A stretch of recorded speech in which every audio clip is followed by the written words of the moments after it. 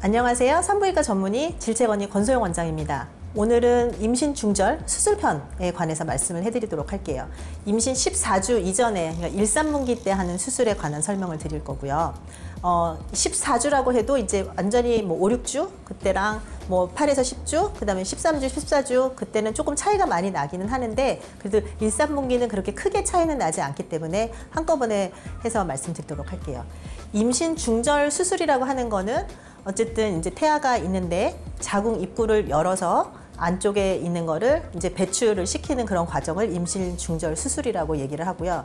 첫 번째 과정은 이제 자궁 문을 열어주는 그런 과정이 있고, 두 번째는 안에 있는 거를 배출시키는 과정이 있고, 그래서 두 가지 과정으로 나뉜다고 생각하시면 돼요. 첫 번째 과정은 이제 자궁 경부가 평상시에는 꽉 닫혀 있어요. 뭐 볼펜심이 들어가지 않을 정도로 꽉 닫혀 있는데, 이거를 인위적으로 열어줘야 되는 경우가 생겨요.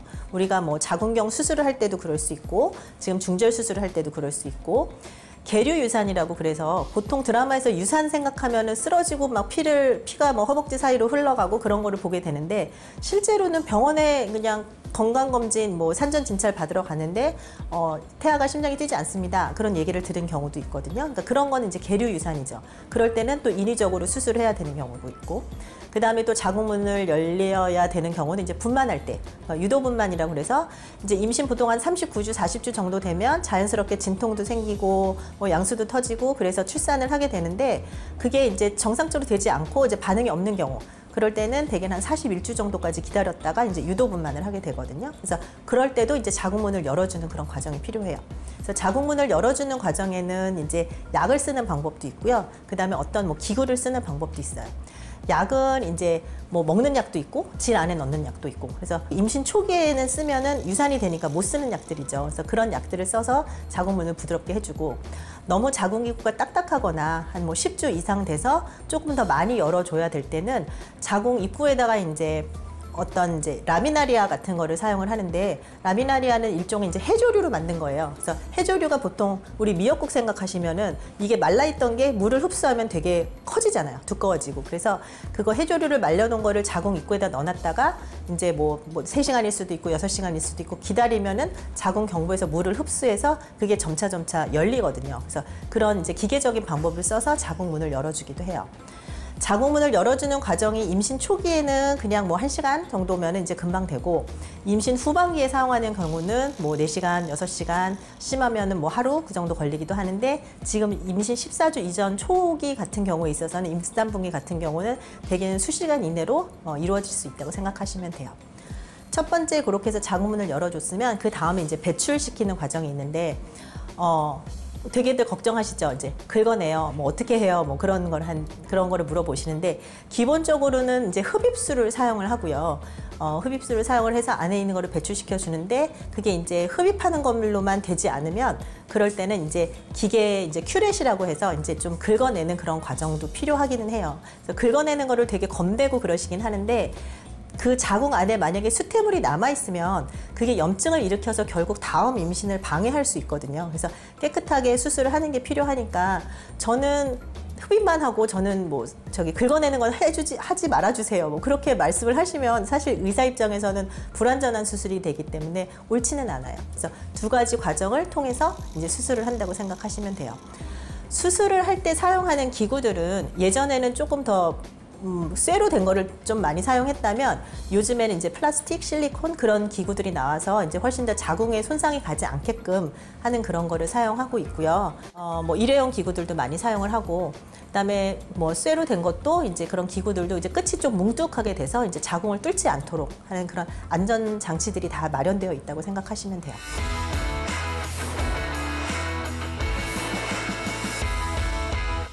수술할 때는 마취를 해야죠. 마취하지 않고 하기에는 좀 통증이 있는 수술이에요. 뭐 외국 같은 경우에 있어서는 이제 마취의사 부르는 것도 힘들고 비싸고, 뭐 수술 비용도 비싸고, 그러니까 뭐 국소 마취만 해서 할 수도 있는데, 일반적으로 이제 수술할 때는 이제 전신 마취, 뭐 이제 수면 마취, 포포올 같은 거를 사용하는 마취를 하기도 하고요. 뭐 경우에 따라서는 척추 이제 하반신만 마취하는 거를 할 수도 있는데, 그게 오히려 더 번거롭고 그러기 때문에 일반적으로 수면 마취를 한다고 생각하시면 되겠어요. 수술 시간 자체는 얼마 걸리지는 않아요. 수술 시간 자체는 이제 임신 한 7, 8주 정도까지는 한 3분에서 5분 정도? 한 5분 내외로 끝나는 거고, 한 14주 정도까지 됐다고 해도 뭐 15분 이내로 다 끝나는 수술이라고 생각을 하시면 되고요. 그 수술 시간 자체는 얼마는 안 되는데, 이제 자궁문이 열릴 때까지 기다리는 시간이 뭐 1시간이 될 수도 있고 그 이상이 될 수도 있는 거고, 어쨌든 수술 끝나고 나서는 이제 마취해서 회복이 돼야 되고, 염증이 생기지 않도록 뭐 항생제 주사를 맞는다든지, 뭐 통증이 없어질 때까지 좀 지켜본다든지, 뭐 출혈이 없을 때까지 출혈이 뭐 안정화됐는지 병원에서 지켜본다든지, 그래서 뭐 수술 후에 1시간 정도 뭐 병원에서 조금 경과를 지켜보고, 그래서 일부러 입원을 해서 해야 되는 정도는 아니고요. 14주 미만인 경우에 있어서는 그래도 병원에서 한 1시간 반, 길게는 한 3시간 정도 좀 지켜보셔야 된다고 생각하시면 되겠어요.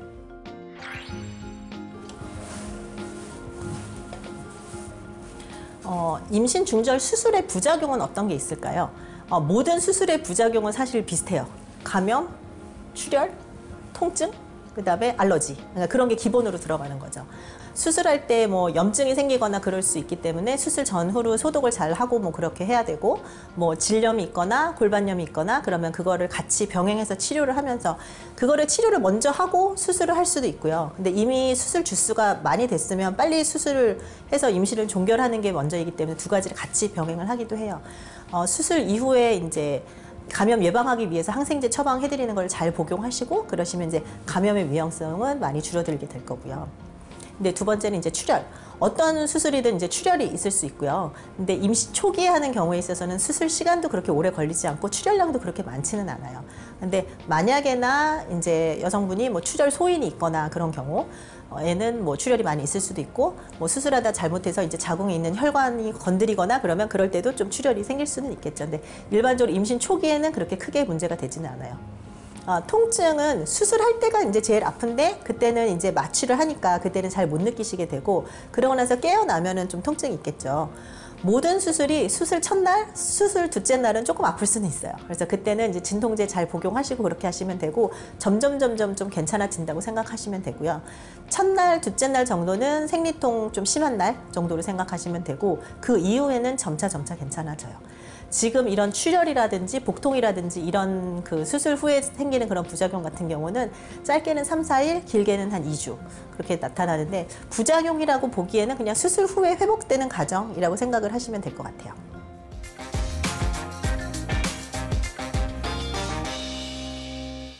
중절 수술 같은 경우에 있어서는 중절 수술을 제대로 못한 경우, 그러니까 안에 남아있는 경우, 불완전하게 된 경우, 뭐 그런 게 생길 수는 있는데, 요즘에는 사실 그 초음파가 워낙에나 발달을 해서 수술하고 나서 다 깨끗하게 됐는지 초음파로 확인을 하거든요.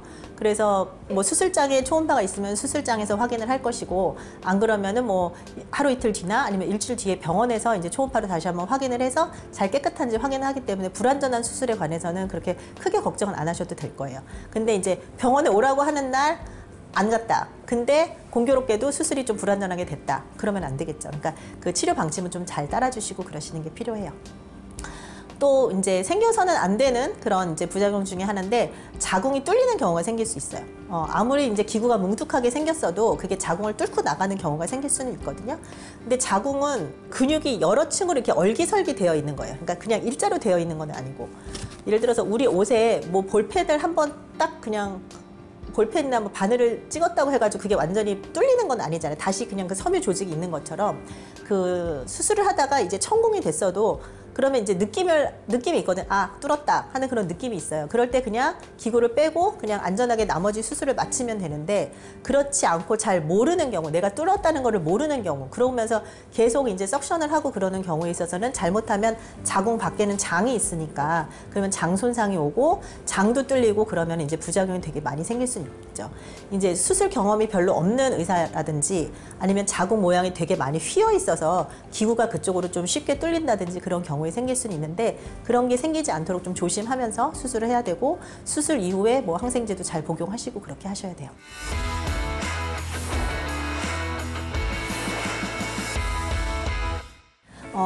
이번 영상은 임신 초기, 임신 1, 3분기, 14주 이전에 임신 중절 수술하는 방법에 대해서 설명을 해드렸어요. 수술 이후에는 또 어떻게 관리를 해야 되는지, 또 후유증 같은 건 어떤 게 있을 수 있는지, 그런 거는 또 다음 편에서 설명해드리도록 하겠습니다.